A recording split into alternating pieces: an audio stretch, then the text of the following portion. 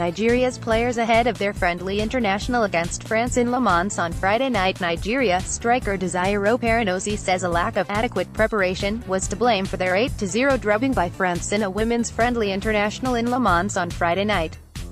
Valérie Gauvin's hat-trick plus goals from Eugénie Le Sommer, Gaetane Thiney, Aminata Diallo, Marie-Charlotte Léger and Faith Ikidi's own goal resulted in Nigeria equaling their record defeats against Norway 1995 and Germany 2010. It was a blow for Thomas Denerby in his first real test as Nigeria coach. The bulk of us came from outside France and had just one full day of training together before match day. Desire Oparanozie. Nigeria striker the Super Falcons were playing their first match since winning an 8th Women's Africa Cup of Nations title in December 2016.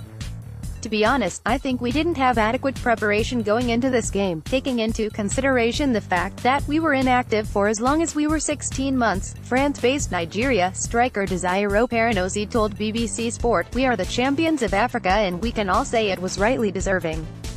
However, we can't deny the fact that while we were out, our opposition have been busy getting stronger. They were definitely more prepared than we were. They began camping before us even though most of them are home-based. The bulk of us came from outside France and had just one full day of training together before match day. I admit it might not be a good enough reason for the scoreline, but France were bound to put in a better showing than us, Oparanozie added. Nigeria coach Thomas Denerby had to make late changes to his squad for the France game, decimated by late withdrawals and without reigning African Footballer of the Year, Assis Oshoale. Nigeria were forced to include 5 new players into the 18-team squad. The French side, who beat the Black Queens of Ghana by the same scoreline last October, dominated play to prove that continental giants Nigeria are still way behind Europe's best. Despite the result, Oparanozie insisted there are some positives to take from their time in France. It's been good here and I also have to note the introduction of some new young players into the squad for the very first time, said Oparanozie of their training camp. They're definitely good additions and one thing is certain, as long as they continue to work hard they would only serve to make the team stronger. Importantly, the fact that this is our first training camp with the coach, we have started to get his idea of football and that's a positive. As the players return to their different clubs, focus will switch to securing a qualifying spot at the 2018 Africa Women Cup of Nations in Ghana as they aim to retain their continental title. This year's Women's Nations Cup will take on extra significance as it will also decide the continent's teams for the 2019 Women's World Cup, in what could be Nigeria's 8th record appearance at the tournament.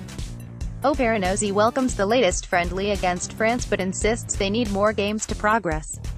We deserve consistent engagements with grade A opposition just as we hope to compete against them on the global stage. We also need proper facilities, and women teams need adequate, documented and properly planned logistical arrangements.